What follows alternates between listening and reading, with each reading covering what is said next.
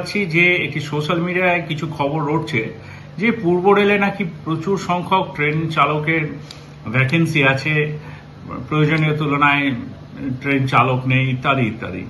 এই খবরগুলো সম্পূর্ণরূপে সত্য নয়, আবারও বলছি সম্পূর্ণরূপে সত্য নয়।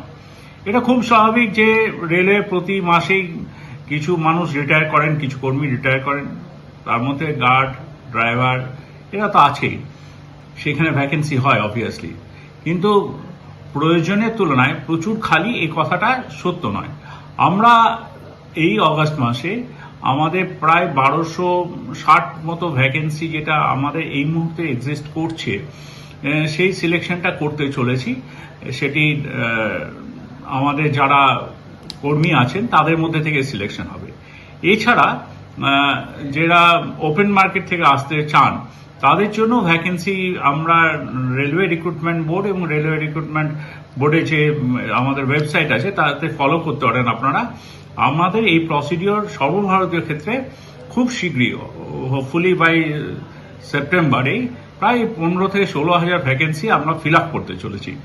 তো এই কথাটা মনে হয় আমাদের পক্ষে আর শুট করে না যে পূর্ব রেলে প্রচুর ভ্যাকেন্সি আছে ড্রাইভার গার্ডে, হ্যাঁ ড্রাইভার নেই, পর্যাপ্ত ড্রাইভার নেই, এটা সত্য নয়। কিছুটা ভ্যাকেন্সি অবভিয়াসলি আছে মানছি, কিন্তু সেটা এমন নয় যে ট্রেন চালানো সম্ভব হচ্ছে না, একটি ড্রাইভারকে প্রচুর সময় ধরে কাজ করতে হচ্ছে, এটা ঠিক নয়।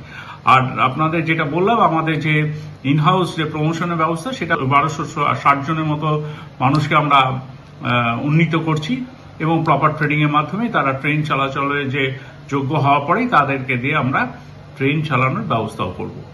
ধন্যবাদ। নমস্কার।